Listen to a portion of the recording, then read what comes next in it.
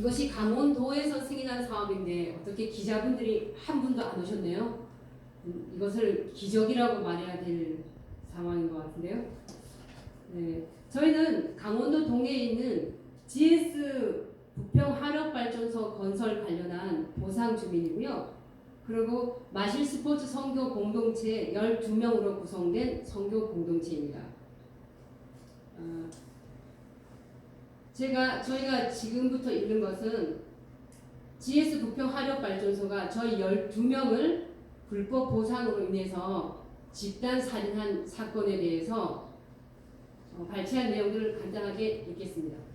2017년 5월 2일 우리는 강제 집행 불능 확정받았습니다. 마실 스포츠 선교 공동체는 법원 집행관으로부터 2분 만에 집행 불능으로 확정받았다. 더 이상 공동체를 강제 집행할 수 없다는 최종 심판이다. 이렇게 되면 동해시 부평 제2공단 조성이 중단되고 GS 동해 화력발전소가 중단 원상 복귀되어야 한다. 3조 이상의 돈이 휴지 조각이 되어버렸다. 정부도 기업도 동해시도 3조의 엄청난 손실을 입게 되는 것이다. 3조의 손실을 막기 위해선 두 가지를 선택해야 한다.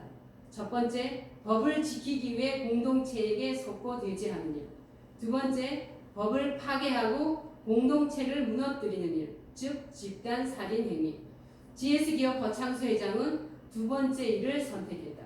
마실 공동체를 집단 살인하기로 작정하고 청구 살인을 의뢰했다. 1. 강릉법원 지원장 출신인 홍지은 변호사, 우리와 동일한 보상 주민. 2. 강릉법원 판사들. 3. GS발전소 대표 보상 관련 직원. 이들과 음모해서 집단 살인을 정도했다. 2018년 10월 30일 이날은 집단 살인한 날이고 살인자들 명단이다. GS발전소 사장과 직원들, GS건설회사 직원들, 강릉법원 집행관들, 동해경찰서 서장과 경찰들, 서울에서 모집한 행동대장과 조폭 등 12명 마실 공동체 식구들을 불법으로 집단살인한 날이다.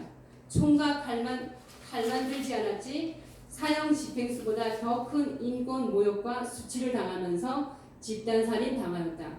신발 한 짝, 옷 한 벌, 현금, 핸드폰, 통장, 카드, 일체 모든 것을 강탈당했고 우리가 지켜보는 가운데 공동체 주택과 15년 동안 키워온 사업장도 파괴당했다. 이 나라는 그래도 법치국가이다. 아무리 큰 돈이 걸린 부정한 일일지라도 법은 지켜져야 한다. 법은 국민과 나라를 위해 세워졌고 반드시 우선으로 지켜져야 한다. 법은 생명을 최우선으로 하는 수호신과 같은 역할이다. 아무리 돈이 이 세상에서 귀할지라도 생명을 해칠 수는 없는 것이다.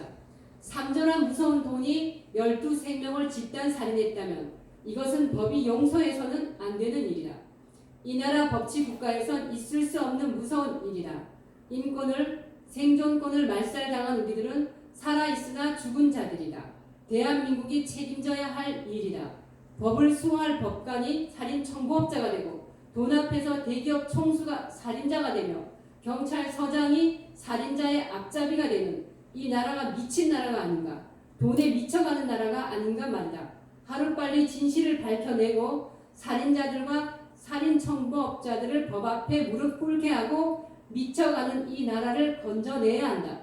7개월이 지난 탈취당한 물건들을 법원에서 경매 처분 판결을 하지 못하는 것은 2018년 10월 30일의 이 사건이 집단 살인임을 증거하는 것이다.